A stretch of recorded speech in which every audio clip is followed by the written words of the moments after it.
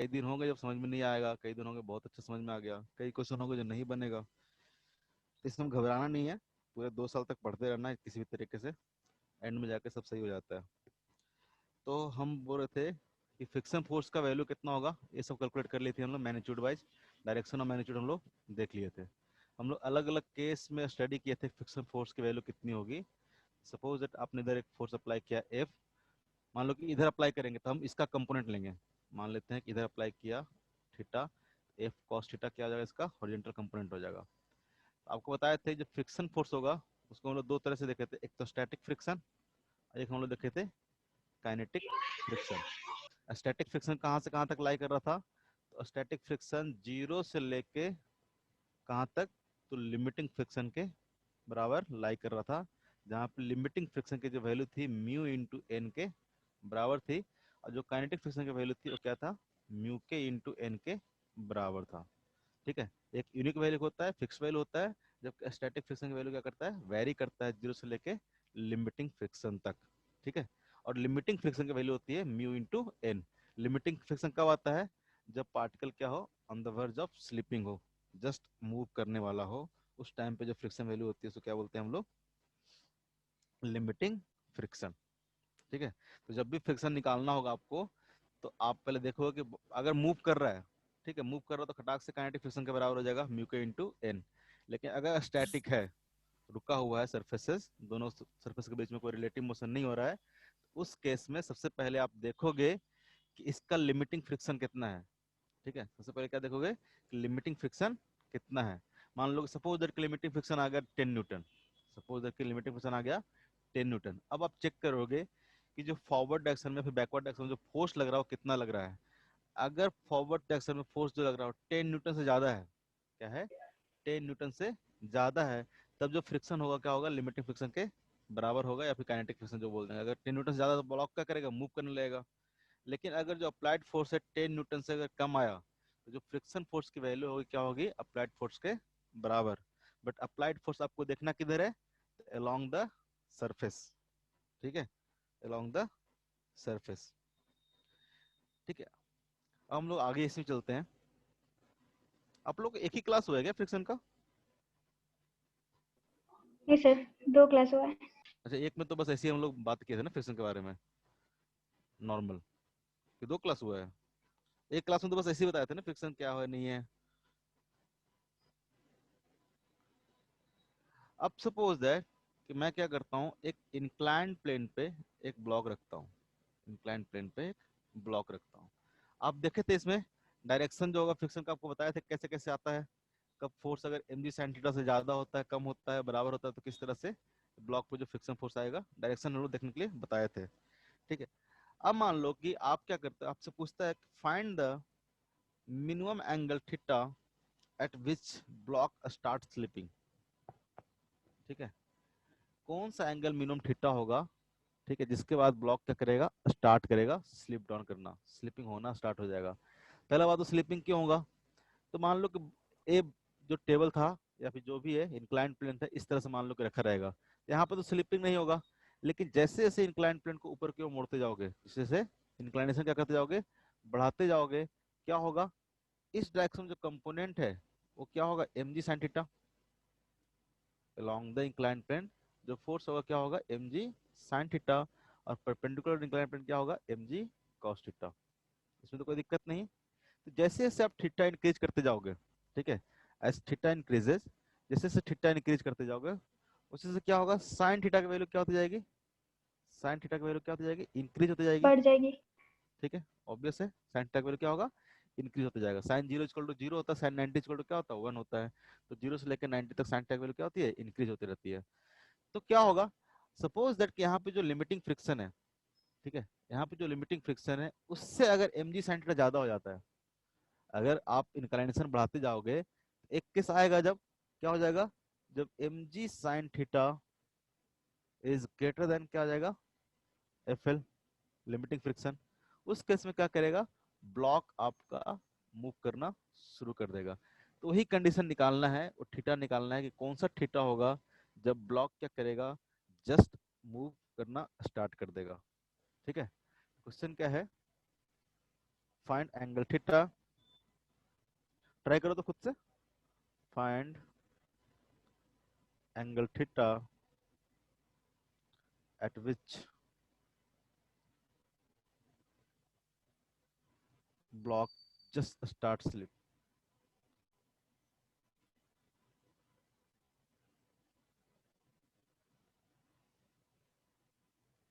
ठीक है, find angle theta at which block just start to slip. वो angle theta आपको निकालना है, तो कैसे निकालेंगे? अगर ब्लॉक का आप एफबीडी बनाओगे, ब्लॉक का एफबीडी बनाओगे, यहीं पे बनाते हैं, इधर लग रहा है एमजी साइन थीटा, लग रहा है एमजी कॉस थीटा। एक और फोर्स कौन सा लग रहा होगा? तो नॉर्मल।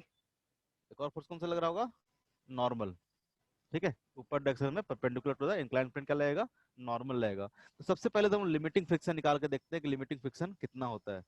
तो एफ एल इक्वल टू कितना हो जाएगा? एफ एल इक्वल टू होता है म्यू एस इंटू एन, जहां पे आपको म्यू एस क्या दे रखा दिया रहेगा।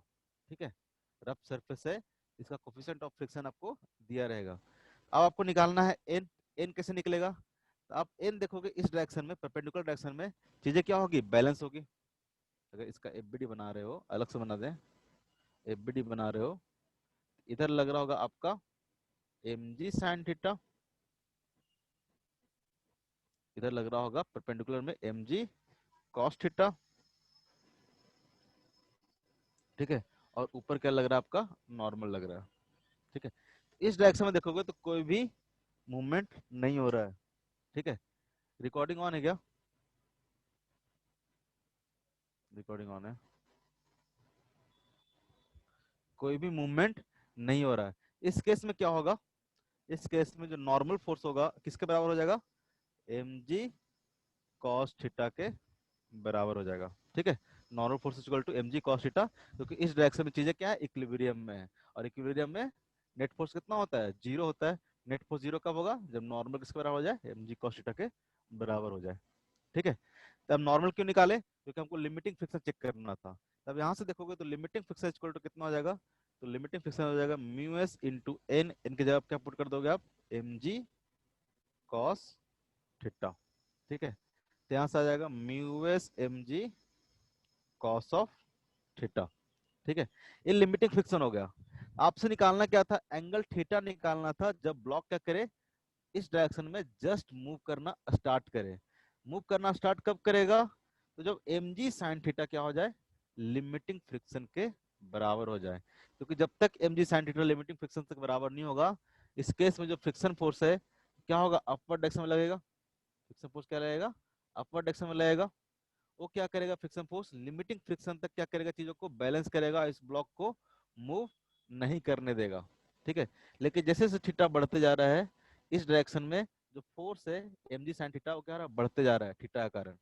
ठीक है, तो जब M G sine theta limiting friction के बराबर हो जाएगा, अगर उससे थोड़ा सा भी एंगल ऊपर करोगे, स्लोप अगर बढ़ाओगे इंक्लाइन प्लेन का, तो ब्लॉक क्या करेगा? नीचे की ओर मूव करना शुरू करेगा। इसका मतलब आपको, अगर हम बोले कि जस्ट स्लिप का जब केस लेंगे हम लोग, जस्ट स्टार्ट स्लिप,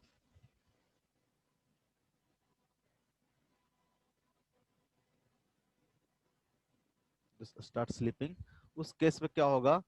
तो जो M G sine M G sine theta जो होगा, वो किसके बराबर हो जाएगा? तो लिमिटिंग फ्रिक्शन के बराबर हो जाएगा, एम जी कॉस थीटा। यहाँ से एम जी काट दो, तो कॉस थीटा को इधर ले आओ तो कितना हो जाएगा? tan theta is equal to कितना हो जाएगा? Mu S. यानी जहाँ से थीटा हो जाएगा कितना हो जाएगा? tan inverse mu S. Mu S क्या था? तो म्यू एस था coefficient of static friction, coefficient of static friction.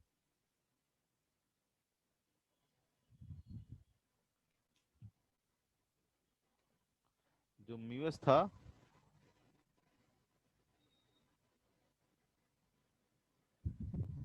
जो म्यू एस था, वो था कोफिशिएंट ऑफ स्टैटिक फ्रिक्शन। इसका कहने का मतलब क्या हुआ कि सपोज दैट म्यू एस की वैल्यू कितना है? सपोज दैट कि म्यू एस की वैल्यू आपको दे रखा है 1। सपोज दैट कि म्यू एस की वैल्यू दे रखा है आपको 1। इसका मतलब किस एंगल के बाद ब्लॉक स्लिप करना स्टार्ट करेगा? तो थीटा इज इक्वल टू कितना हो जाएगा? अगर theta is equal to theta is equal to tan inverse 1 लेंगे तो कितना इसकी वैल्यू आ जाएगी, इसका वैल्यू आ जाएगा 45 45 डिग्रीज। डिग्री। ठीक है, क्योंकि tan थीटा की वैल्यू किसके लिए 1 होगी, तो 45 डिग्री गई है। यानी कहने का मतलब क्या है, अगर दो सरफेस ऐसा रखा हुआ है जिसका कोफिशिएंट ऑफ फ्रिक्शन 1 है, तो 45 डिग्री एंगल के बाद इस पे जो ब्लॉक रहेगा वो क्या करेगा, मूव करना नीचे की ओर शुरू कर देगा। उससे पहले मूव करना शुरू नहीं करेगा, स्टार्ट नहीं करेगा स्लिपिंग। स्लिपिंग स्टार्ट कब करेगा, जब थीटा इक्वल टू कितना हो जाए 45। इससे ऊपर तो करेगा ही करेगा, ये मिनिमम एंगल हो गया। इस एंगल पे क्या करेगा, स्लिप करना स्टार्ट कर देगा। तो आप देखोगे यहाँ से जो थीटा आया सिर्फ और सिर्फ किस पे डिपेंड कर रहा है, डिपेंड्स ओनली ऑन म्यू। ये किसी पे डिपेंड कर नहीं कर रहा है कि 1 kg का ब्लॉक है कि 2 kg का है कि 10 kg का है कि 20 kg का है, कितने भी kg का ब्लॉक रहे। ठीक है, स्लीपिंग स्टार्ट सिर्फ और सिर्फ कब करेगा, तो theta is equal to greater than tan inverse mu के बराबर आ जाए। यानी यहाँ से हम देख सकते हैं कि depends only on mu S. Mu S क्या है, तो coefficient of static friction, coefficient of static friction. ठीक है, सपोज कि मान लो कि म्यू एस इक्वल टू क्या हो, म्यू एस इक्वल टू कुछ भी मान लेते हैं, मान लेते हैं 3/4 है। अगर आपको दो सरफेस के बीच में दिया हुआ है कि म्यू एस इक्वल टू 3/4 है, तो थीटा कितना होगा, थीटा इक्वल टू कितना होगा, tan inverse 3/4।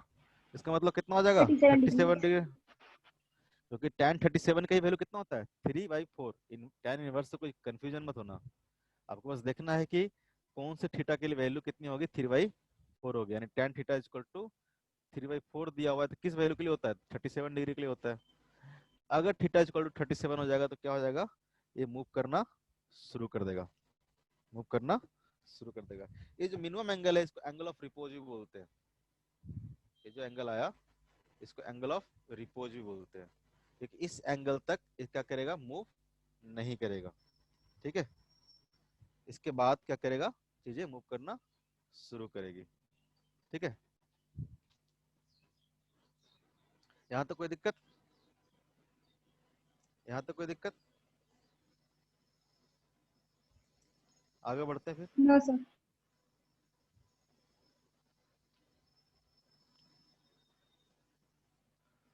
Suppose that a block है जिसपे आप एक फोर्स लगा रहे हो, एफ फोर्स लगा रहे हो। ठीक है, किसी डायरेक्शन पे, सपोज दैट एंगल थीटा पे आप क्या कर रहे हो, एक फोर्स लगा रहे हो एफ। आपको निकालना क्या है, find the minimum force required to pull the block, find the minimum force required to pull the block, minimum force required to pull the block. ठीक है, ये कितना मिनिमम फोर्स होना चाहिए ताकि ब्लॉक को हम क्या करें, पुल कर पाए। ठीक है, एक चीज पहले बताया था क्या, पुशिंग इजियर है कि पुलिंग इजियर है, आपको बता दिया था क्या, एक चीज बताया था कि पुशिंग और पुलिंग में कौन सा इजियर है और क्यों है, पुशिंग।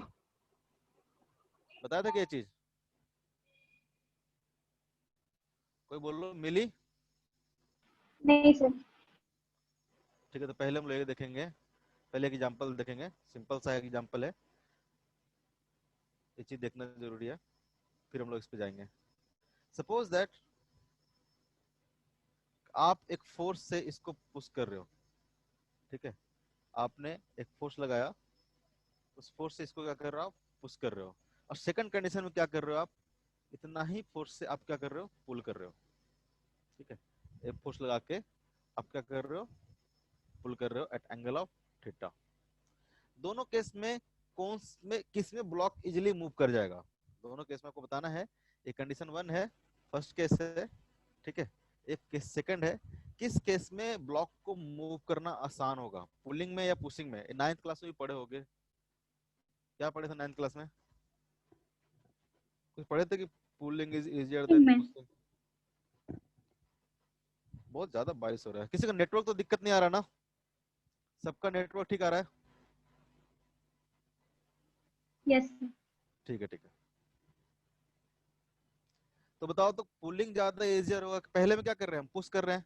इस केस में हम लोग क्या कर रहे हैं, पुश कर रहे हैं। ठीक है, और इसमें क्या कर रहे हैं, हम लोग पुल कर रहे हैं। किसमें क्या डिफरेंस होगा, पहले बताओ क्या डिफरेंस होगा और किसमें इजी होगा। डिफरेंस पर देखने के लिए क्या करें, पहले हम एफबीडी बनाते हैं। कोई बताएगा तो बताओ, 1 मिनट टाइम देते हैं, सोचो बताओ।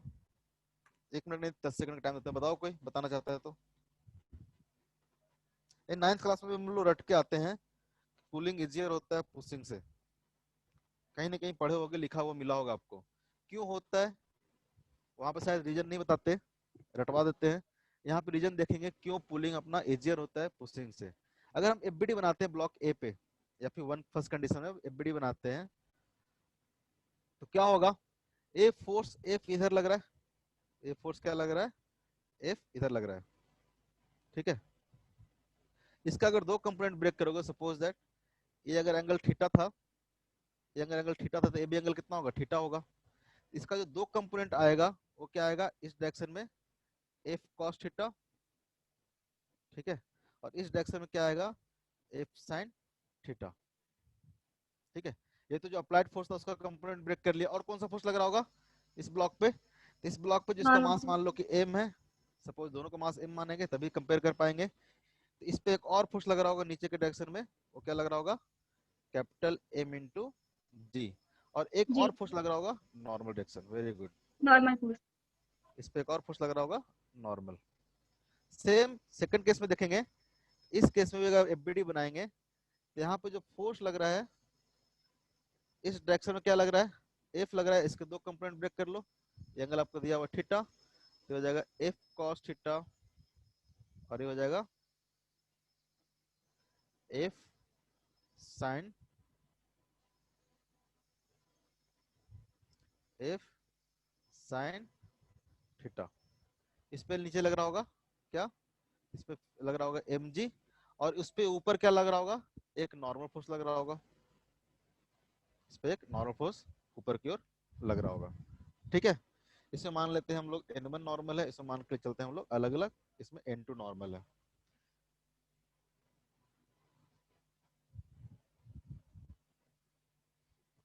ठीक है, पहले केस में क्या होगा, अब ब्लॉक क्या होगा, पहले इस डायरेक्शन में देखते हैं, पहले हम लोग वर्टिकल डायरेक्शन में देखते हैं। वर्टिकल डायरेक्शन में कोई भी मोशन नहीं हो रहा, वर्टिकल डायरेक्शन में कोई भी मोशन नहीं हो रहा है।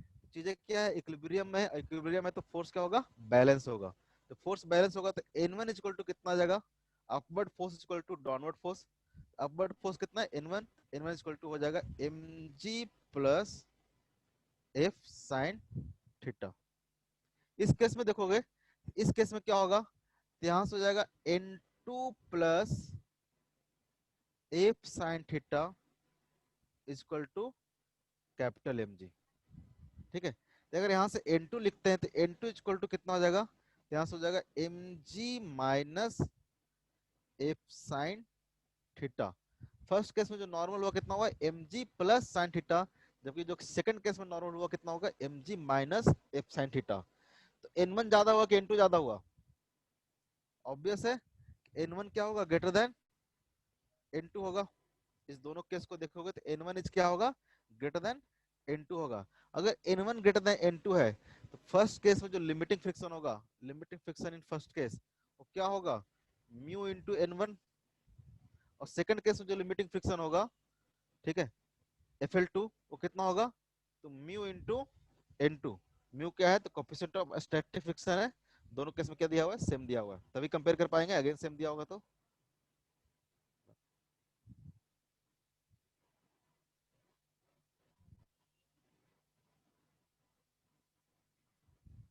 ये भी रह गया।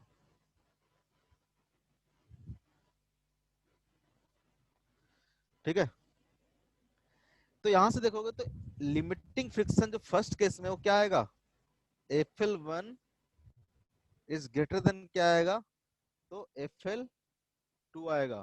तो अगर फर्स्ट ब्लॉक को मूव कराना है, एफ कॉस थीटा क्या होना चाहिए, ग्रेटर देन Fl1 होना चाहिए। अगर सेकंड केस में मूव कराना है तो एफ कॉस कॉस थीटा क्या हो जाना चाहिए, ग्रेटर देन Fl2 होना चाहिए। Fl2 क्या है, कम है, और Fl1 क्या है, ज्यादा है। तो फर्स्ट केस में जो फोर्स लगाना पड़ेगा आपको, ज्यादा लगाना पड़ेगा मूव करने के लिए। फर्स्ट केस में क्या करना पड़ेगा, ज्यादा लगाना पड़ेगा with respect to the second case. इसका मतलब क्या हुआ, सेकंड केस में जो पुलिंग था, पुलिंग क्या है, इजियर है, क्योंकि पुलिंग के केस में क्या होता है, आपका जो एक फोर्स का कंपोनेंट होता है नॉर्मल की तरफ आ जाता है, उस केस में क्या होता है, नॉर्मल रिएक्शन क्या हो जाता है, कम हो जाता है। नॉर्मल रिएक्शन कम हो जाएगा तो फ्रिक्शन फोर्स का जो मैक्सिमम वैल्यू है वो डिपेंड किस पे करता है, नॉर्मल पे करता है। नॉर्मल कम हो गया तो फ्रिक्शन फोर्स की मैक्सिमम वैल्यू क्या हो जाएगी, कम हो जाएगी। अगर फ्रिक्शन फोर्स की मैक्सिमम वैल्यू कम हो जाएगी तो उसको मूव करने के लिए कम फोर्स लगाना पड़ेगा। ये बात क्लियर है, ये बात क्लियर है। तो यहाँ से हम लोग जो बचपन में पढ़ते थे कि pulling is easier than pushing, ये समझ में आ रहा है, क्योंकि फ्रिक्शन फोर्स की जो मैक्सिमम वैल्यू क्या हो जा रही है, डिक्रीज हो जा रही है। मतलब फ्रिक्शन फोर्स में क्या होगा, डिक्रीज हो जाएगा। इन जनरल बोलेगा तो फ्रिक्शन फोर्स क्या हो जाएगा, डिक्रीज हो जाएगा। ठीक है, फ्रिक्शन फोर्स डिक्रीज हो रहा है तो मूव करना से क्या होगा, आसान होगा। ठीक है, तो यहाँ सर से हम लोग, हाँ सर बोलो। N1 और N2 अलग तब होगा जब M1 और MG अलग, M2 अलग होगा ना? नहीं नहीं नहीं नहीं, दोनों अलग अलग केस है ना। फर्स्ट केस में क्या है, हम तो फर्स्ट केस में जो फोर्स लगा रहे हैं इधर लगा रहे हैं, फोर्स दिया हुआ सेम लगा रहे हैं, फोर्स इधर लगा रहे हैं, इसका कंपोनेंट ब्रेक करोगे तो क्या होगा, एफ साइन थीटा इधर लगेगा और एफ कॉस इधर लगेगा और एम जी लगेगा इधर की ओर। ये इतना तो क्लियर है। और यहाँ पे जो नॉर्मल लगेगा, नॉर्मल कब लगता है, नॉर्मल तो सरफेस ऑफर करता है ना, कि सरफेस को किस फोर्स से प्रेस किया गया है। तो फर्स्ट केस में देखोगे तो सरफेस को capital M G plus F sine theta से प्रेस किया गया है। सरफेस को देखोगे तो नीचे डायरेक्शन में कितना फोर्स लग रहा है, तो नीचे डायरेक्शन में M G plus F sine theta force लग रहा है।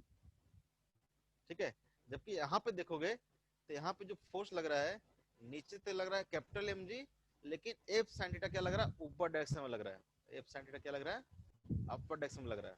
तो यहाँ पे जो नॉर्मल रिएक्शन ऑफर होगा सरफेस के कारण क्या होगा, कम होगा, सेम नहीं होगा। आप जितना फोर्स से पुश करोगे उतना ज्यादा नॉर्मल आएगा ना, जितना ज्यादा फोर्स से पुश करोगे उतना ज्यादा नॉर्मल आएगा। दोनों केस में क्या आएगा, नॉर्मल अलग अलग आएगा। नॉर्मल ऐसा नहीं है कि दो सरफेस अगर सेम है तो नॉर्मल सेम होगा, इस पर थोड़ा डिपेंड करता है नॉर्मल। नॉर्मल डिपेंड करता है कि आप किस फोर्स से उसको पुश कर रहे हो, उस सरफेस को किस फोर्स से आप पुश कर रहे हो। तो समझ सर में आया, दोनों ऑब्जेक्ट का मास सेम है फिर भी दोनों पे नॉर्मल अलग अलग लगेगा? नहीं लगेगा क्या, अगर मान लो, अरे अरे अरे, इधर करते हैं, इधर इधर इधर करते हैं। मान लो कि ऐसा ले लेते हैं, ये मास ऐसा कैसे बन गया, सपोज दैट एक मास है एम, आप इधर से इसको प्रेस कर रहे हो, एक बार प्रेस कर लो मान लो कि 50 न्यूटन के फोर्स से, ठीक है, अगला बार प्रेस कर रहे हो 100 न्यूटन के फोर्स से, अगला बार प्रेस कर रहे हो 150 न्यूटन के फोर्स से, तो हर बार फ्रिक्शन फोर्स सेम होगा क्या, या फिर हर बार normal force same, friction force नहीं, हर बार नॉर्मल फोर्स सेम होगा क्या, नहीं। क्यों, मास तो सेम है, नॉर्मल कैसे अलग हो गया। नॉर्मल किस पे डिपेंड कर रहा है, कि आप कितने फोर्स से पुश कर रहे हो इसको। अगर आप 50 न्यूटन से पुश करोगे तो क्या करेगा, 50 न्यूटन से पुश करेगा इसको। अगर आप 100 न्यूटन से इसको पुश करोगे तो क्या करेगा, 100 न्यूटन फोर्स लगाएगा इधर की ओर। अगर आप 150 न्यूटन से पुश करोगे तो क्या करेगा, 150 न्यूटन का फोर्स लगाएगा। सेम चीज है इसमें, यहाँ पे आप कितने फोर्स से इसको, क्या हो क्या रहा है, कितने फोर्स से इसको नीचे की ओर पुश कर रहे हो। सेम, अगर 50 न्यूटन से नीचे की पुश करोगे तो नॉर्मल कितना आ जाएगा, 50 आ जाएगा। अगर आप 150 न्यूटन के फोर्स से पुश करोगे नीचे की ओर, 150 न्यूटन के फोर्स से अगर पुश करोगे नीचे की ओर तो क्या होगा, ऊपर की ओर, ऊपर की ओर क्या करेगा, 150 न्यूटन का फोर्स लगाएगा। तो अगर मान लो कि आपने क्या किया, इस केस में नीचे की ओर पुश किया है ना, अगर आप ऐसे करके पुश करते हो तो इसका एक जो कंपोनेंट आएगा, एक तो इस डायरेक्शन में आएगा, एक क्या आएगा, नीचे की ओर आएगा। जबकि आप इधर ऐसे फोर्स लगाते हो तो बेसिकली क्या कर रहे हो, एक कंपोनेंट इधर आएगा, एक फोर्स क्या आएगा, इधर आएगा। तो फर्स्ट केस में क्या कर रहे हो, आप ज्यादा जोर से पुश कर रहे हो, उसको नीचे की ओर पुश लगा रहे हो, इसका आपका जो एक फोर्स का कंपोनेंट है वो डाउनवर्ड डायरेक्शन में लग रहा है, तो नॉर्मल क्या हो जाएगा, बढ़ जाएगा इस केस में। कोई दिक्कत, नहीं सर। बिलीव, पक्का, पक्का सर। डन, लॉक कर दे। हाँ सर। हाँ, कहीं भी दिक्कत हो पूछने का है, कंफ्यूजन नहीं रखना है। नॉर्मल इस चीज पे डिपेंड नहीं करता है कि मास सेम है कि नहीं है, सेम सेम मास के लिए नॉर्मल बिल्कुल ही अलग अलग होगा, डिपेंड करेगा कितना फोर्स से नॉर्मल क्या कर रहा है, प्रेस कर रहा है एक दूसरे को। इसलिए क्या हुआ, फर्स्ट केस में नॉर्मल क्या हो रहा था, ज्यादा, और इसलिए फ्रिक्शन फोर्स की जो लिमिटिंग फोर्स है वो क्या हो गया, इंक्रीज हो गया, तो पुल करना उसको क्या हो गया, डिफिकल्ट हो गया। अब हम लोग इस पे आते हैं, नेक्स्ट चीज पे आगे बढ़ जाए। आपको निकालना है minimum force required to pull the block, कि कितना मिनिमम फोर्स लगाएं ताकि इस ब्लॉक को हम क्या कर पाए, पुल कर पाए, इस ब्लॉक को हम लोग पुल कर पाए। ठीक है, कितना फोर्स कितना एंगल पे हम लोग लगाएं कि ब्लॉक को हम लोग पुल कर पाए। अगेन हम लोग काम तो कहाँ से करना है, एफबीडी से शुरू करना है। पहले देख लेते हैं कितना कितना फोर्स किधर किधर लग रहा है। ठीक है, फिर इसको हम लोग पुल या पुश कर लेंगे। तो अगर आप इस डायरेक्शन में देखोगे, इस डायरेक्शन में जो फोर्स लग रहा है कितना लग रहा है, तो एफ कॉस थीटा। इस डायरेक्शन में जो फोर्स लग रहा है वो कितना लग रहा है, एफ साइन थीटा।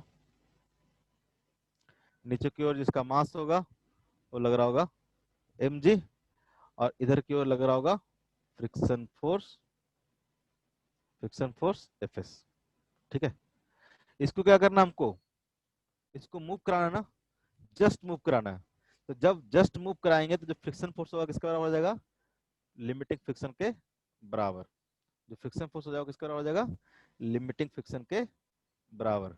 अगर यहाँ से बैलेंस करोगे चीजें तो क्या हो जाएगा, इस डायरेक्शन में कोई मोशन नहीं हो रहा, यहाँ पे एक और फोर्स लगेगा, और फोर्स लगेगा हमारा नॉर्मल। तो इस डायरेक्शन में बैलेंस कराओगे तो इक्वेशन क्या लिखोगे, फटाफट लिखेंगे अब तो, n plus F sine theta equal to कितना आ जाएगा, mg। mg। ठीक है, और जस्ट मूव करना है, जस्ट मूव करने की कंडीशन में क्या हो जाएगा, तो F cos theta equal to, F cos theta equal to static friction equal to limiting friction equal to mu into N के बराबर। जस्ट मूव करना है। ठीक है, कंडीशन दिया हुआ क्वेश्चन में कि जस्ट आपको ब्लॉक को क्या करना है, पुल करना, मतलब मूव कराना है। तो जो फ्रिक्शन फोर्स होगा लिमिटिंग फ्रिक्शन के बराबर होगा। तो अगर यहां से देखोगे आप, तो F cos theta, F cos theta equal to mu into N, N की वैल्यू क्या हो जाएगा, तो एन की वैल्यू हो जाएगा M G minus F sine theta. N की जो वैल्यू होगी क्या होगी, यहाँ से फर्स्ट वाले से, इसको अगर फर्स्ट मान लेते हैं, इसको अगर सेकंड मान लेते हो, तो from first and second, from first and second F cos theta equal to कितना हो जाएगा, mu into N, N equal to यहाँ से पुट कर देंगे हम लोग M G minus F sine theta. तो एफ निकाल लेते हैं, एफ कितना होगा, इसको इधर ले आओ, तो हो जाएगा F cos theta plus mu into F into sine theta equal to mu into capital M into g. तो यहाँ से अगर एफ अगर कॉमन ले लेते हो तो यहाँ से बचेगा cos theta plus mu into sine theta equal to mu M G. तो यहाँ से एफ देखोगे, एफ आ जाएगा आपका mu into capital M G divided by cos theta plus mu into sine theta. ये आपका फोर्स की वैल्यू आ गई। ये फोर्स कौन सा आया, जब ब्लॉक को हमको मूव कराना है, जब ब्लॉक को हमको क्या करना है, मूव कराना है। आपको पूछ रहा है कि मिनिमम फोर्स कितना होगा ताकि ब्लॉक क्या करे, मूव कर जाए। ठीक है, तो अगर यहां से हम लोग देखेंगे for minimum force, for minimum force to move the block,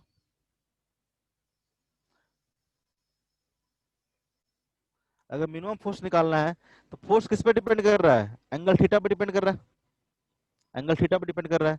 अगर हम पूछे कि इस फोर्स का मिनिमम वैल्यू कितना होगा, तो कितना होगा, म्यू तो फिक्स है, कैपिटल एम फिक्स है, जी फिक्स है, तो सिर्फ और सिर्फ इस पे डिपेंड करेगा, इस वाली चीज पे डिपेंड करेगा। अगर एफ मिनिमम होना है इसका मतलब क्या होगा, ये वाली चीज को क्या होना पड़ेगा, मैक्सिमम होना पड़ेगा, इस वाली चीज को क्या होना पड़ेगा, मैक्सिमम होना चाहिए, तभी फोर्स क्या होगा, मिनिमम होगा। अरे अगर फोर्स इक्वल टू दिया हुआ है समथिंग, सम कांस्टेंट वाई के दिया हुआ है, ठीक है, सम कांस्टेंट वाई के दिया हुआ है, तो फोर्स मिनिमम कब होगा, जब के क्या हो, मैक्सिमम हो। अगर हम एफ मिनिमम लिखेंगे तो एफ मिनिमम कब आएगा, जब सी बाई के मैक्स करेंगे, ये जो डिनोमिनेटर वाली चीज क्या हो, मैक्सिमम हो जाए। इसकी मैक्सिमम वैल्यू कितनी होती है,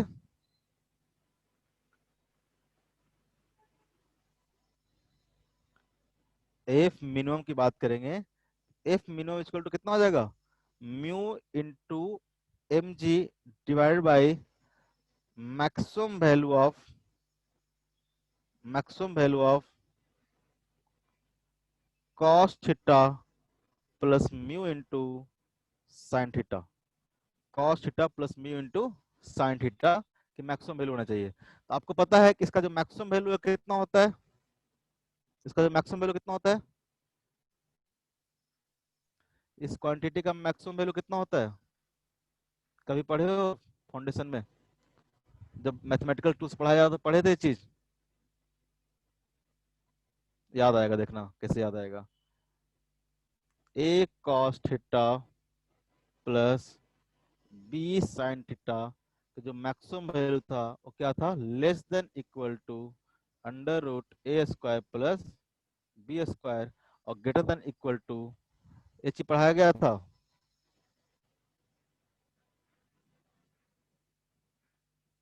ये चीज पढ़ाया गया तो मिली, नहीं सर। मारेंगे कि पढ़ाया गया होगा, झूठ बोलेगी, नहीं पढ़ाया गया है। नहीं सर। तो ये चीज देख लेना पहले, सौ से पूछ लेंगे हम फिर। अरे क्या हो जाता है इसको,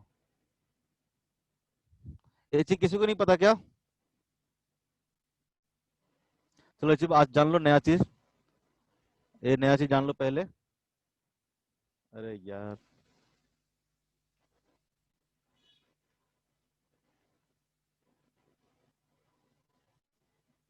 एक मिनट,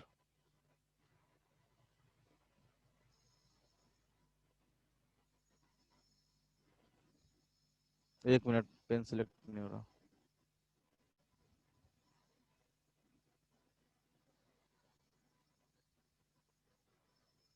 क्या हो गया इसको, एक मिनट रुकना।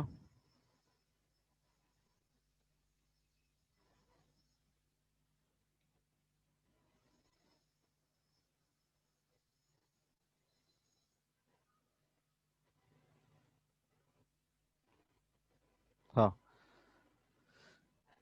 आपको ऐसे ही पढ़ना होगा, फाउंडेशन में पढ़ाते हैं, मतलब बेसिक क्लास जब पढ़ाते हैं हम लोग, A cos theta B sine theta, B sine theta ऐसा कोई फॉर्मेट रहे, इसका जो मैक्सिमम वैल्यू होता है, आप उससे भी कर दोगे, मैक्सिमम मिनिमम निकाल के भी कर सकते हो, ठीक है, डिफरेंशिएट करके, नहीं तो आप ऐसे भी कर सकते हो, ठीक है। अगर आप डिवाइड कर दो under root A square plus B square से, ठीक है, डिवाइड और मल्टीप्लाई कर दो under root A square plus B square से, ऊपर नीचे, तो आ जाएगा A divide by under root A square plus B square into cos theta. अभी बता रहे हैं, नेक्स्ट टाइम से याद रखना इसको, ठीक है, दिमाग नहीं लगाना इसमें, याद रखना कैसे आ रहा है, बस बता रहे हैं अभी। प्लस इधर कितना हो जाएगा, इधर हो जाएगा B divided by under root A square plus B square into sine theta, ठीक है। अगर आप एक ट्रायंगल लो, राइट एंगल ट्रायंगल लो, जिसका एक साइड क्या हो, इसका एक साइड ए हो, एक साइड क्या हो, बी हो, इसका जो हाइपोटेनस हो जाएगा क्या हो जाएगा, under root A square plus B square. ये अगर एंगल हम अल्फा मान लेते हैं, ऐसा ट्रायंगल बना सकते हैं ना, कोई भी साइड दिया रहेगा, मान लो 3 और 4 दिया हुआ है, 3 और 4 से हम एक राइट एंगल ट्रायंगल बना सकते हैं, 5 और 6 दिया हुआ, 8 9 दिया हुआ, 7 6 दिया हुआ, किसी भी दिया हुआ, उससे हम एक राइट एंगल ट्रायंगल बना सकते हैं, जिसका हाइपोटेनस हो जाएगा under root A square plus B square. इसलिए हमने क्या किया, इसको under root A square plus B square से ऊपर नीचे डिवाइड कर दिया। क्या होगा देखो डिवाइड करने से, तो A by under root this, A by this, अगर हम इस ट्रायंगल में लिखेंगे तो लिख सकते हैं क्या, कॉस अल्फा। अगर इस ट्रायंगल में देखोगे तो ये तो बाहर आ गया A square plus B square, अगर आप देखोगे इस ट्रायंगल में तो A by under root A square plus B square, क्या लिख सकते हैं इसको हम लोग, cos alpha, cos alpha into cos theta plus उसी तरह से बी बाई दिस क्या लिख सकते हैं हम लोग, sine alpha, sine alpha into sine alpha into sine theta, sine alpha into sine theta. तो अगर यहां से देखो तो क्या हो जाएगा, ये under root A square plus B square बाहर रह जाएगा, ये चीज पढ़ोगे, cos A into cos B plus sine into sine B क्या होता है, cos A minus B, cos A minus B. ठीक है, और आपको पता है, मान लो किसको हम ऐसे लिखते हैं, under root A square plus B square equal to, कोई एंगल मान लेते हैं कॉस अल्फा माइनस बीटा को हम मान लेते हैं कुछ एंगल बीटा। तो इस फॉर्म में आ गए, इसका मतलब इसका जो मैक्सिमम वैल्यू होगा कितना होगा, इसका जो मैक्सिमम वैल्यू होगा अंडर रूट कब होगा, जब कॉस थीटा कितना हो जाए 1 के बराबर, तो हो जाएगा under root A square plus B square. इसका मिनिमम वैल्यू कब होगा, जब कितना कॉस बीटा कितना हो जाए, कॉस बीटा 180 हो जाए, यानी -1 हो जाए। तो ये वैल्यू कहां से कहां तक लाई करेगी, अंडर रूट ए स्क्वायर से, under root A square plus B square से लेके plus under root A square plus B square तक। यानी आपको इस तरह से दिया हुआ है कि 3 cos theta plus 4 sine theta कि मैक्सिमम वैल्यू कितना होगा, इसका मैक्सिमम वैल्यू कितना होगा, आप फटाक से बोलोगे under root 3 square plus 4 square, यानी मतलब क्या हो जाएगा 5 हो जाएगा। कुछ भी दिया रहे, अगर मान ले कि 8 दिया हुआ है, 6 दिया हुआ है, ठीक है, 8 cos theta plus 6 sin theta, या फिर 8 sin theta plus 6 cos theta, ऐसा कुछ भी दिया रहा है, ठीक है, बस इस फॉर्मेट में होना चाहिए, 8 cos theta plus b sin theta, या फिर यहाँ पे ऐसे हो सकता है a sin theta plus b cos theta से कोई फर्क नहीं पड़ता है। ठीक है, इसका जो मैक्सिमम वैल्यू होगा क्या होगा, अगर इस फॉर्मेट में रहेगा तो इसका मैक्सिमम वैल्यू कितना हो जाएगा, under root 8 square plus 6 square. ठीक है, और मिनिमम वैल्यू कितना हो जाएगा, minus of under root 8 square plus 6 square, यहाँ पे हो जाएगा। तो ये चीज आप ध्यान रखोगे, ये चीज ध्यान रखोगे। तो अगर यहाँ से पूछे कि इसका मैक्सिमम वैल्यू क्या होगा, तो यहाँ पे देखोगे आप ध्यान से, यहाँ पे ए की जगह पे क्या है 1 है, और बी की जगह पे कितना है म्यू है, तो जो इसका मैक्सिमम वैल्यू होगा under root 1 square plus mu square. Very good, cos theta plus जो म्यू साइन थीटा का जो मैक्सिमम वैल्यू होगा, इस चीज को इस पर बता दिए हैं, आगे याद रखना, कहीं ना कहीं जरूरत आते जाएगा। इसका जो मैक्सिमम वैल्यू होगा अंडर रूट 1 का स्क्वायर, 1 का स्क्वायर 1 हो जाएगा प्लस म्यू स्क्वायर। ठीक है, 1 का स्क्वायर प्लस अंडर रूट 1 का स्क्वायर प्लस म्यू स्क्वायर। तो जो एफ मिनिमम की वैल्यू होगी, हम लोग पता नहीं आगे चले गए, इसको साइड से लिख लेना, नोट कर लेना। जो एफ मिनिमम की वैल्यू होगी वो कितनी होगी, तो हो जाएगा ऊपर तो कितना था, ऊपर था capital M G into mu, और डिवाइडेड बाई इसकी जो मैक्सिमम वैल्यू होगा कितना होगा 1 प्लस म्यू स्क्वायर। ये क्या आ गया, मिनिमम वैल्यू आपके आगे, जिस पे क्या सकते हैं ब्लॉक क्या कर सकते हैं आप, पुल कर सकते हैं। ठीक है, ब्लॉक क्या कर सकते हैं आप, पुल कर सकते हैं। ठीक है, आप इससे निकाल भी सकते हो कि किस एंगल पे निकलेगा ये। ठीक है, आप यहाँ से निकाल भी सकते हो कि किस एंगल थीटा पे इसको हम इतना फोर्स लगाएंगे तो ब्लॉक क्या करेगा, मूव करेगा। ठीक है, वो एंगल थीटा आप निकालने की कोशिश करना घर पे। ठीक है, कितना एंगल थीटा होगा, जिस एंगल पे आप इतना फोर्स लगाओगे तो क्या करेगा, ब्लॉक मूव कर जाएगा। ठीक है, हम लोग आगे पढ़ेंगे angle of friction, angle of friction. कुछ टॉपिक है जो मतलब थ्योरेटिकल टॉपिक है, वो आप क्या करना, बुकलेट में देख लेना टाइप ऑफ फ्रिक्शन क्या क्या होता है, वो सब देख लेना, solid friction, liquid friction, internal friction, पता नहीं क्या क्या लंथन होता है, आप देख लेना। कभी कभी मेडिकल में थियोरेटिकल क्वेश्चन के नाम पे पूछ लेता है। अब बुकलेट देखोगे तो फ्रिक्शन में जब स्टार्टिंग में जाओगे तो थोड़ा सा नीचे में देखोगे तो 8-10 लाइन का कुछ थ्योरी है, आप उसको एक बार थोड़ा रीडिंग मार लेना। ठीक है, किस टाइप का फ्रिक्शन होता है, जैसे लिक्विड फ्रिक्शन होगा तो उसको हम लोग विस्कस फ्रिक्शन बोलते हैं। ठीक है, वो सब लिक्विड में हम लोग पढ़ेंगे भी। ठीक है, दो लिक्विड के बीच में जो फोर्स, फ्रिक्शन फोर्स होता है उसको हम लोग विस्कस फोर्स बोलते हैं, जो कि हम लोग लिक्विड में पढ़ेंगे। ऐसे एक बार आप रीडिंग मार लेना, हो सकता है कई बार मेडिकल में पूछ देता है, ऐसे तो इंजीनियरिंग में तो बिल्कुल नहीं पूछता, लेकिन मेडिकल में हो सकता है कई बार कुछ कुछ पूछ देता है थ्योरेटिकल चीज। आप एक बार बुकलेट में स्टार्टिंग में जो दिया हुआ है उसको एक बार रीडिंग मार लेना फ्रिक्शन का। ठीक है, हम लोग यहाँ पे देखते हैं angle of friction. Angle of friction क्या होता है, ये कुछ नया चीज नहीं है, एंगल ऑफ फ्रिक्शन हम लोग देख के आए हैं, बस जान लो एंगल ऑफ फ्रिक्शन किसको बोलते हैं, क्योंकि कई बार क्वेश्चन में एंगल ऑफ फ्रिक्शन करके बोल दिया कुछ। ठीक है, सपोज दैट कि मान लो फ्रिक्शन सरफेस पे रखा हुआ है, रफ सरफेस पे रखा हुआ है, आप एफ फोर्स इधर लगा रहे हो, एफ फोर्स इधर लगा रहे हो, तो बैकवर्ड डायरेक्शन में क्या लगेगा, बैकवर्ड डायरेक्शन में फ्रिक्शन फोर्स लगेगा और अपवर्ड डायरेक्शन में एक नॉर्मल फोर्स लगेगा, ठीक है, नीचे की ओर mg लगेगा, नीचे की ओर mg लगेगा।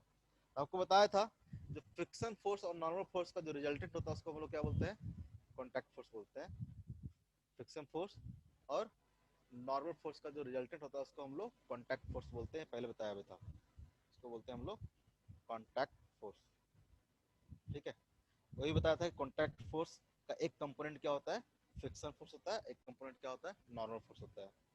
मान लो कि जब on the verge of slipping होगा, ठीक है, जब ब्लॉक क्या करना पड़ेगा, जस्ट मूव करना स्टार्ट करेगा, जस्ट मूव करना स्टार्ट करेगा, उस टाइम पे जो भी एंगल होता है कॉन्टैक्ट फोर्स का नॉर्मल के साथ उसको हम लोग बोलते हैं एंगल ऑफ फ्रिक्शन, ठीक है। जब क्या है, जस्ट स्टार्ट करने वाला हो, जस्ट स्टार्ट करने वाला हो, ठीक है, जस्ट स्टार्ट मूविंग, जब इस केस में जो फ्रिक्शन फोर्स होता है हर बार पढ़ते आए हैं क्या होता है, वो लिमिटिंग फ्रिक्शन के बराबर, जो कि क्या हो जाएगा, तो म्यू इंटू एन के बराबर हो जाएगा। यहाँ पे एन देखोगे तो डायरेक्ट बता दो कितना हो जाएगा, N equal to capital M G हो जाएगा, N equal to capital M G हो जाएगा। तो इस केस में जो एंगल होता है किसके बीच में, angle between contact force and normal, इसको क्या बोलते हैं हम लोग, एंगल ऑफ फ्रिक्शन, इसको बोलते हैं एंगल ऑफ फ्रिक्शन। कंडीशन क्या होना चाहिए, तो कंडीशन होना चाहिए ये वाला, हाँ बोलो, कंडीशन होना चाहिए जस्ट स्टार्ट टू मूव, बाकी का नेटवर्क भर गया होगा,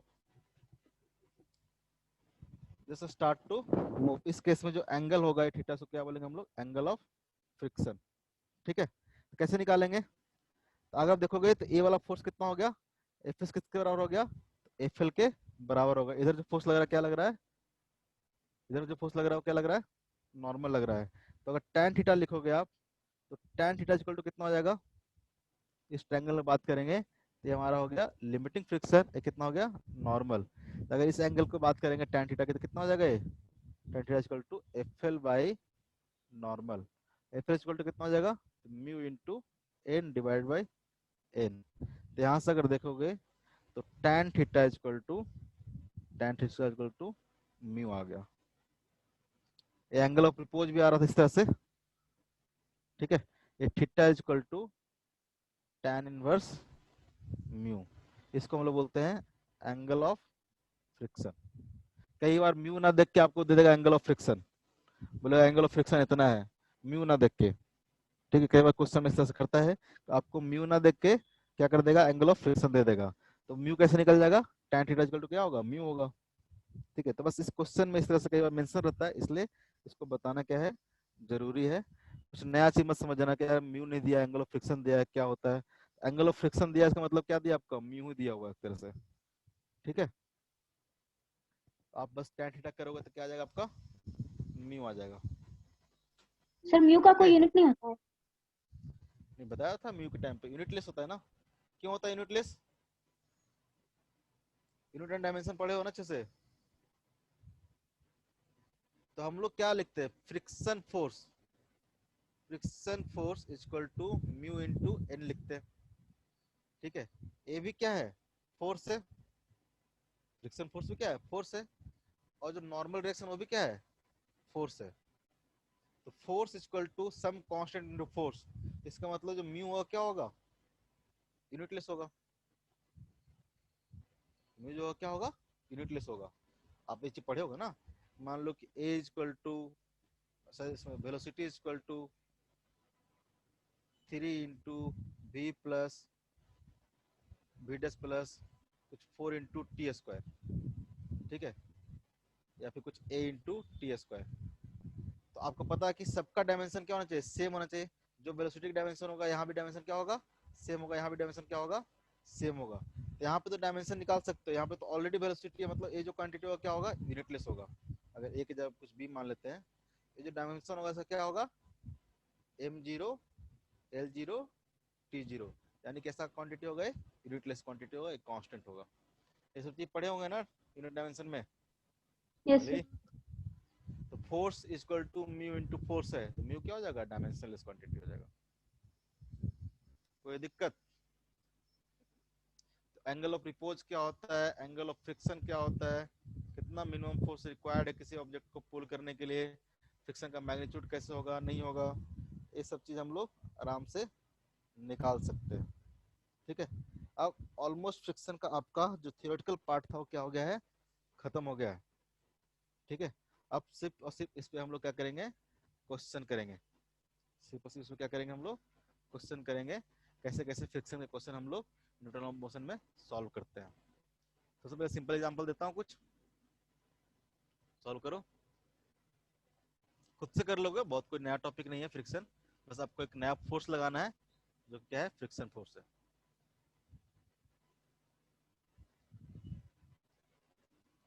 फ्रिक्शन फोर्स का मैग्नीट्यूड निकालने आता है आपको, डायरेक्शन निकालने आता है। सबसे पहले सिंपल क्वेश्चन से करेंगे। सपोज दैट ये क्या है, 5 kg का ब्लॉक है, सपोज दैट 2 kg का ब्लॉक है। यहाँ पे दिया आपका coefficient of friction equal to 0.2। बोलता find the friction force between block A and surface. Surface मान लेते हैं बी है, तो फ्रिक्शन फोर्स निकालो तो कितना लगेगा, फ्रिक्शन फोर्स निकालो कितना लगेगा।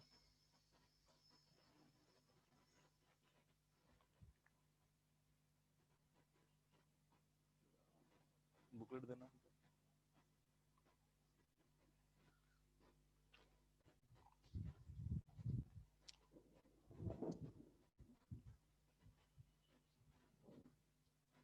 बुकलेट बताओ कितना होगा मिली। क्लास कितना, 4 3 30 से 4 50 ना मिली। Yes sir. ठीक है,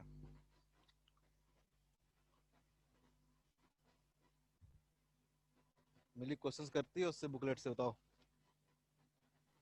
हाँ सर। न्यूटन ऑफ मोशन का मेडिकल।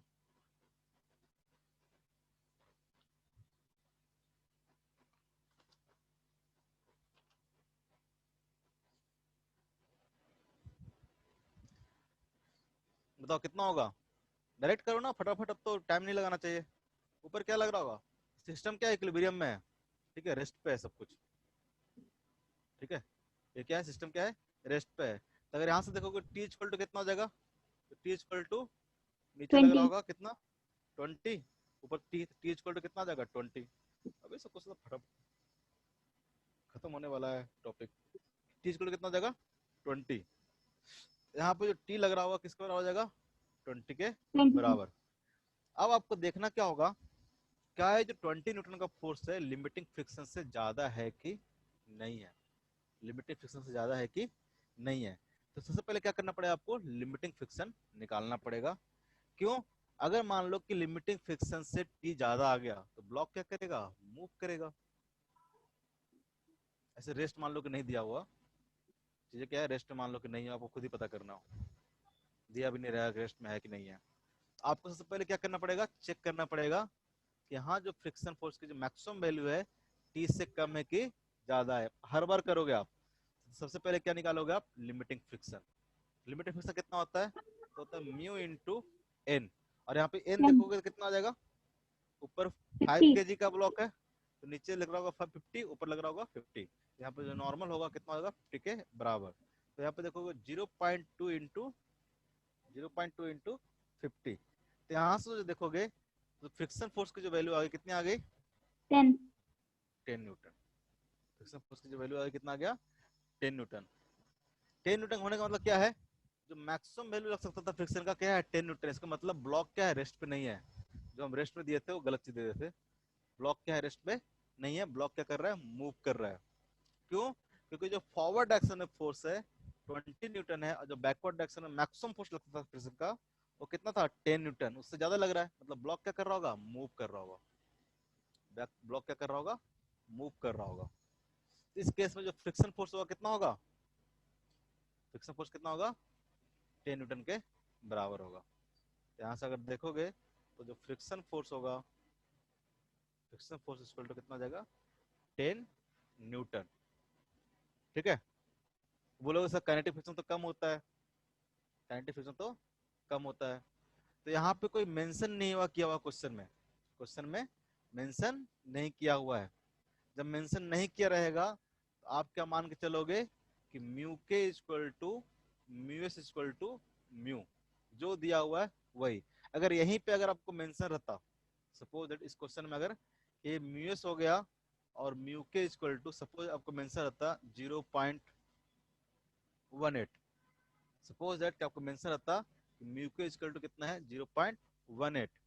ठीक है, इस केस में जो फ्रिक्शन की फोर्स होती 10 न्यूटन के बराबर नहीं होता। जो फ्रिक्शन फोर्स हो जाता कितना हो जाता, तो friction force equal to mu के इंटू एन के बराबर, यानी 0.18 इंटू जो नॉर्मल फोर्स है 50 न्यूटन, कितना हो जाता है, 18/90, 9 न्यूटन के 90 न्यूटन, बराबर होता है। 90 नहीं, 9, 9 न्यूटन सॉरी। 9 न्यूटन के बराबर हो जाता। ठीक है, लेकिन अगर मेंशन ना हो, ठीक है, म्यू के म्यू एस मेंशन ना हो, आप क्या करोगे, म्यू के equal to mu S equal to mu ले लोगे। तो जो डिफरेंस होता है ना बहुत कम होता है, मतलब स्लाइटली डिफरेंस होता है, स्लाइटली लेस देन होता है म्यू के। अगर मान लो क्वेश्चन में नाम मेंशन किया हुआ हो, आप सबको क्या मान के चलोगे, इक्वल मान के चलोगे। ठीक है, सबको इक्वल मान के चलोगे। ठीक है, आप अगर बुकलेट में देखोगे, बुकलेट में अपने देखोगे आप, बुकलेट कहाँ से कहाँ तक आप लोग कर चुके हो, मिली कहाँ से कहाँ तक की है। सर एनएलएम का एक्सरसाइज का किए हैं, सेटिंग का 20 क्वेश्चन। तुम लोग को होमवर्क भी नहीं दे पा रहे थे। मैं होमवर्क अब देना शुरू करूंगा, पर डे हमको याद दिलाना होमवर्क देना है। होमवर्क देंगे, नेक्स्ट क्लास में डिस्कस करेंगे, अगर करके आओगे होमवर्क तो। ठीक है, जहाँ भी दिक्कत होगा आप पूछना। होमवर्क पहले नोट कर लिया करो, हम लोग पर डे होमवर्क देंगे। बुकलेट में आप देखना क्वेश्चन नंबर 49 से लेके 53 तक एक्सरसाइज 1 में सीडो फोर से क्वेश्चन होंगे। ठीक है, एक क्वेश्चन कर लेना। और 54 से देखोगे तो 54 से एक एक लाइन का क्वेश्चन होता है, ज्यादा दिक्कत होता नहीं है। 54 से अगर 60 तक देखोगे तो आपको वहां पे फ्रिक्शन क्वेश्चन मिलेंगे, वहां पे फ्रिक्शन क्वेश्चन मिलेंगे। तो ये भी आपको क्या करना है। एक्सरसाइज 1 है कि 2 है देख लेते हैं, एक्सरसाइज 1 ही है, एक्सरसाइज 1 ही है। ये तो आप अभी जस्ट पढ़े हो तो यहाँ से यहाँ तक आप करोगे। ठीक है, यहाँ से यहाँ तक आप करोगे। अगर स्टार्टिंग से नहीं किए हो, स्टार्टिंग से कहाँ तक कर ले बताओ। ये तो कल का होमवर्क है जो इस पे बेस्ट है, जो हम लोग पढ़ाए हैं। अभी और क्वेश्चन करेंगे हम लोग, होमवर्क देते हैं, भूल जाते हैं। और एक दिन में तो 40-50 क्वेश्चन करोगे कम से कम। तो क्वेश्चन नंबर 1 से लेके 20 तक क्वेश्चन नंबर किए ही हो गए। क्वेश्चन नंबर 1 से लेके क्वेश्चन नंबर, बहुत छोटा छोटा क्वेश्चन है, कॉन्सेप्ट बेस्ड क्वेश्चन है, 1 मिनट से भी कम का टाइम लगेगा। ठीक है, जो नहीं बनेगा 1 मिनट में उसको छोड़ देना, जो बनेगा उसको फटाफट कर देना, जो बनेगा छोड़ देना। ठीक है, वो हम डिस्कस करेंगे। तो ये आपका इतना होमवर्क रहेगा एक्सरसाइज 1 से ही। 49 से 53 सीडो फोर्स पे बेस्ड क्वेश्चन है, 54 से लेके 60 तक फ्रिक्शन पे बेस्ड क्वेश्चन है। पहले इनको करना, टाइम बचेगा। क्वेश्चन नंबर 1 से लेकर क्वेश्चन नंबर 20 तक करना, बहुत सिंपल सिंपल क्वेश्चन है। ठीक है, कॉन्सेप्चुअल क्वेश्चन है और लॉज ऑफ मोशन के बेसिक क्वेश्चन है। ठीक है, तो आपका होमवर्क रहेगा, इतना आपको करना ही करना है। ठीक है, कुछ क्वेश्चन और लेंगे हम लोग यहाँ पे, ये तो आपका होमवर्क हो गया।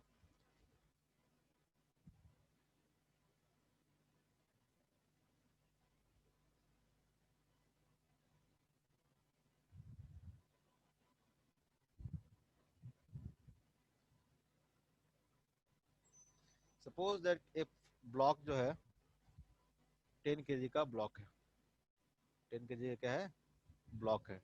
आपको मिनिमम फोर्स निकालना है ताकि इस ब्लॉक को क्या करे, होल्ड कर पाए। Minimum force to hold the block. Vertical ऐसे रखा हुआ है प्लेन में ब्लॉक, इसको एक फोर्स से आप क्या कर रहे हो, इसको पुश कर रहे हो, ठीक है। तो आपको एक मिनिमम फोर्स निकालना है ताकि ब्लॉक क्या करे, रेस्ट पे रहे, ब्लॉक क्या करे, रेस्ट पे रहे। निकालो तो।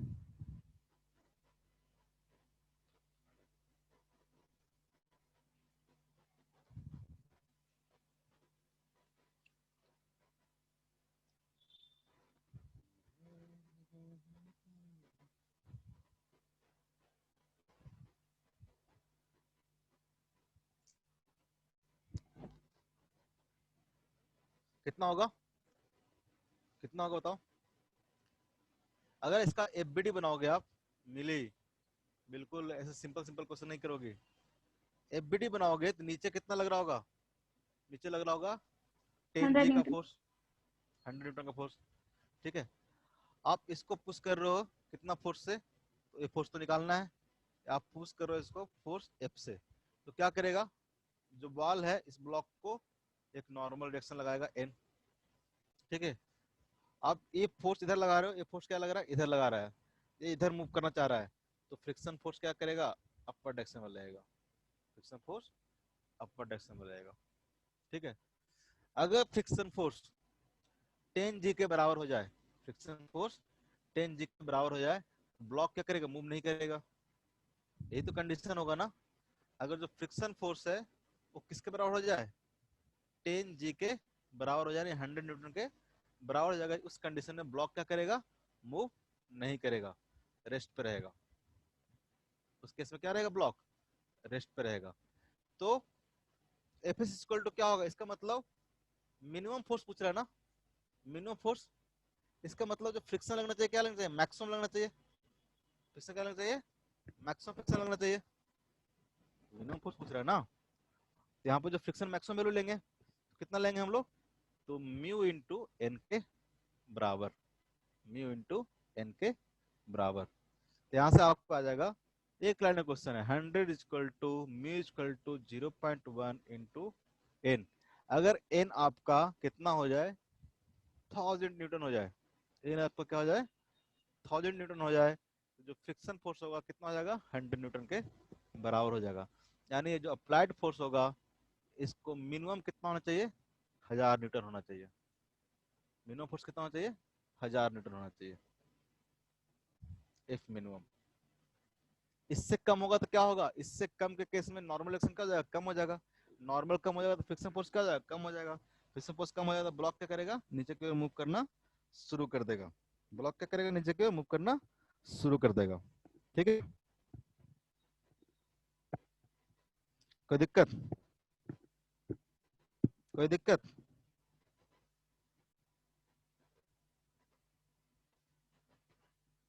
बताओ।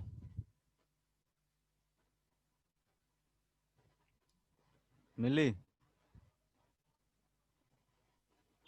सर कनेक्शन चला श्रुति, जा रहा है बीच में।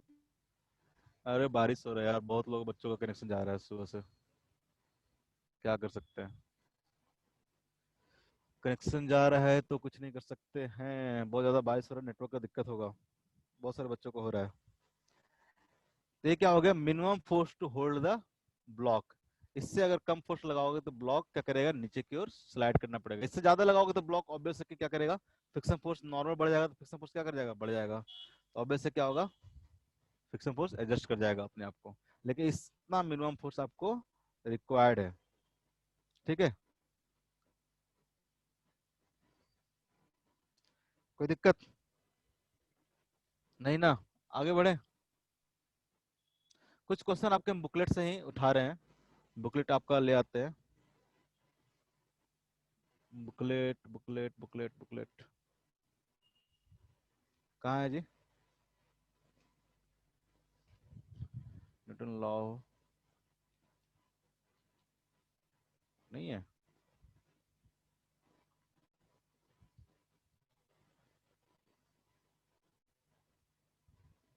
कहाँ मिलता है तुम लोग को बुकलेट, बुकलेट कहाँ जाता है तुम लोग को,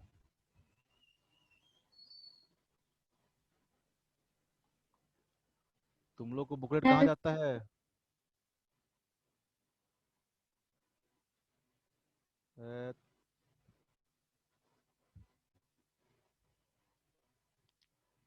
इसमें होगा ना बुकलेट? हाँ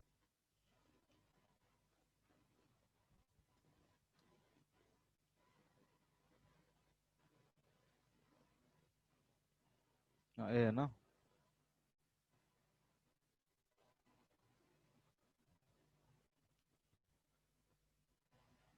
नेट है कि डिस्कनेक्ट हो गया नेट?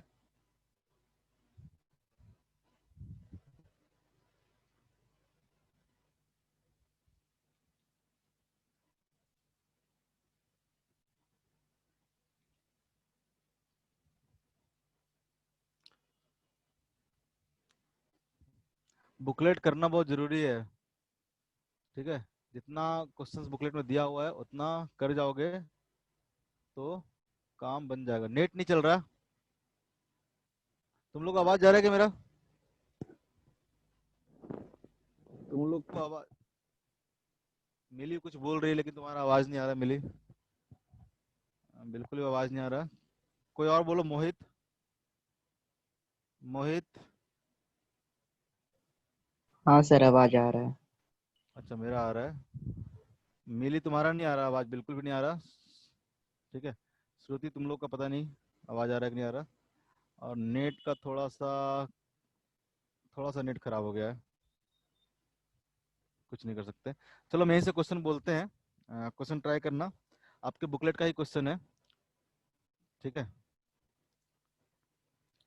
बुकलेट का क्वेश्चन है, क्वेश्चन नंबर एक्सरसाइज 2 में, प्रीवियस ईयर में आए हुए क्वेश्चन है। एक्सरसाइज 2 में क्वेश्चन नंबर 74 है आपका बुकलेट का क्वेश्चन है, ठीक है। आपके पास बुकलेट होगा तो आप निकालो। क्वेश्चन हम पढ़ लेते क्या है। बोलता है, a car is moving along a straight horizontal road with a velocity of v not if the coefficient of friction between the tires and the road is mu, ठीक है। the shortest distance in which car be stopped। Question हम यहाँ पे बताते हैं क्या है। बोलता है एक सरफेस पे एक कार क्या कर रहा है, मूव कर रहा है, ठीक है। कार क्या कर रहा है, मूव कर रहा है, ठीक है। विथ इनिशियल वेलोसिटी जो है इसका हॉरिजॉन्टल डायरेक्शन में जिसका वेलोसिटी है वो क्या है, v नॉट है। उस अब बोलता है कि the coefficient of friction between the tyres and the surfaces is mu. उसमें शायद एम लिखा हुआ है, उसको काट करके म्यू कर देना, ठीक है, करेक्शन होगा। म्यू लिखा होगा। Coefficient of friction between the tyres and the surfaces is mu. पूछता है कि फाइंड द मिनिमम डिस्टेंस, ठीक है, या फिर shortest distance in which car can be stopped. कितना मिनिमम डिस्टेंस होगा जिसमें कार को क्या कर सकते हैं हम लोग, स्टॉप कर सकते हैं। तो अगर कार स्टॉप करना तो ब्रेक लगाओ तो बेसिकली क्या होगा, जैसे आप ब्रेक लगाते हो चक्का मूव करना क्या करता है, बंद कर देता है, ठीक है। व्हील क्या करता है, रोटेट करना बंद कर देता है, ठीक है। तो रोटेट अगर करना बंद कर देगा तो देखो जो कार है मूव भी करता है फ्रिक्शन के कारण। कार जो है फॉरवर्ड डायरेक्शन में मूव भी करता है फ्रिक्शन के कारण। जैसे हम लोग चलते हैं ना, फ्रिक्शन के कारण चल पाते हैं, उस तरह से कार भी फ्रिक्शन के कारण ही आगे बढ़ता है। और कार पे जब ब्रेक लगाते हैं तो फ्रिक्शन के कारण ही कार क्या करता है, स्टॉप होता है, ठीक है। दोनों केस में फ्रिक्शन फोर्स ही रिस्पॉन्सिबल होता है, कार को आगे ले जाने के लिए भी, कार को रोकने के लिए भी। कैसे, ठीक है। जैसे कि मान लो कि वो तो चलने वाला बताया था कैसे जाते हैं, हम कार से पीछे की ओर पुश करते हैं तो फ्रिक्शन फोर्स क्या लगता है, आगे की ओर लगता है। जब कार स्टॉप हो जाएगा, स्टॉप होने का मतलब क्या है, व्हील क्या करेगा, रोटेट करना बंद कर देगा। जब व्हील रोटेट करना बंद कर देगा तो व्हील का जो मोशन होगा, जो इनिशियल मोशन था वी नॉट, उससे क्या करेगा, आगे की ओर मूव करना चाहेगा वी नॉट से, ठीक है। जब वी नॉट से आगे की ओर मूव करना चाहेगा तो जैसे फ्रिक्शन फोर्स लगेगा, किधर लगेगा, आपके साथ फोर्स लगेगा फ्रिक्शन फोर्स, तो पीछे की ओर लगेगा। फ्रिक्शन फोर्स क्या लगेगा, पीछे की ओर लगेगा, ठीक है। ये फ्रिक्शन फोर्स पीछे की ओर लगेगा। तो ये फ्रिक्शन फोर्स कितने बराबर होगा, आपको पता है ऑब्जेक्ट मूव कर रहा है, जो फ्रिक्शन फोर्स होगा काइनेटिक फ्रिक्शन के बराबर होगा, जो कि कितना होगा, यहाँ पे सिर्फ म्यू दिया हुआ है तो म्यू इंटू एन के बराबर होगा। इसका पूरा का मास अगर एम मान लेते हैं तो कितना हो जाएगा, म्यू इंटू एम जी के बराबर। यही इसका क्या लग रहा है, फ्रिक्शन फोर्स लग रहा है, जो कि क्या करेगा, इसको स्टॉप करेगा, ठीक है। कोई फॉरवर्ड डायरेक्शन में फोर्स नहीं लग रहा क्योंकि इंजन क्या कर दिया हम लोग, बंद कर दिए हैं। जो भी फोर्स लग रहा है बैकवर्ड डायरेक्शन में क्या लग रहा है, फ्रिक्शन लग रहा है। इस पूरे ब्लॉक पे देखोगे, पूरे कार पे देखोगे एक फोर्स लग रहा है बैकवर्ड डायरेक्शन में, वो क्या लग रहा है, काइनेटिक फ्रिक्शन। तो इसको जो एक्सेलरेशन देगा या रिटार्डेशन देगा, ठीक है, अगर फॉरवर्ड डायरेक्शन में देखेंगे तो रिटार्डेशन देगा, ए इक्वल टू कितना आ जाएगा, a equal to F K by M. F K कितना है, एफ के है mu into capital M G by M. यहाँ से कितना आ जाएगा, म्यू इंटू जी। ध्यान में रखोगे जो फ्रिक्शन के कारण जो एक्सेशन प्रोड्यूस होगा कितना होगा, म्यू इंटू जी के बराबर। ठीक है, बेसिकली क्या है, तो रिटार्डेशन है। अगर इसको साइन के साथ लिखेंगे तो अगर इस डायरेक्शन को अगर हम पॉजिटिव मानते हैं तो ये डायरेक्शन क्या हो जाएगा, नेगेटिव हो जाएगा। तो यहाँ पर हम लिख सकते हैं माइनस साइन दे सकते हैं। ठीक है, आपको पूछ रहा है कि मिनिमम डिस्टेंस कितना होगा जिसका ब्लॉक क्या करेगा, रुक जाएगा। सिंपल क्या हो गया, मोशन इन स्ट्रेट लाइन, जहाँ पे इनिशियल वेलोसिटी इसका कितना है v नॉट, यानी initial velocity u equal to कितना है v नॉट, फाइनल वेलोसिटी इसका कितना होना है, 0 होना है। ठीक है, यहाँ पे देखोगे इस डायरेक्शन पे इनिशियल वेलोसिटी कितना है इसका v नॉट, फाइनल कितना होना है इसका 0 होना है, 0 होना है। तो ये डिस्टेंस निकालना आपको कितना होगा, जहाँ पे जो एक्सेलरेशन है ये कितना है, तो माइनस म्यू इंटू जी, कॉन्स्टेंट एक्सेलरेशन है। तो आप लगा दो इक्वेशन, कौन सा लगा दोगे, तो v square equal to u square plus 2 into a into s. Final कितना होना है 0, इनिशियल कितना था, तो वी नॉट का square plus of 2 into a की जगह पे क्या पुट कर दोगे आप, म्यू जी इंटू एस। तो यहाँ से जो एस आ जाएगा कितना आ जाएगा V not square divide by 2 into mu into G. Simple सा। जो minimum distance to stop the car required होगा कितना होगा, तो होगा V square divide by 2 mu G. आवाज आ रहा है सबको, आप अपने बुकलेट में देखोगे question number 74 on page number इसमें दिखा रहा है हमको 39, पेज नंबर 39 एक्सरसाइज 2 का है, प्रीवियस ईयर में आया हुआ क्वेश्चन है। ठीक है, आज हम लोग क्लास यहीं पर स्टॉप करते हैं, बहुत ज्यादा नेटवर्क का दिक्कत आ रहा है, ऐसे भी 4 मिनट 5 मिनट बचा हुआ है। आप लोग को बेसिकली जो फ्रिक्शन है खत्म हो गया है, कुछ क्वेश्चन और करेंगे हम इस पे।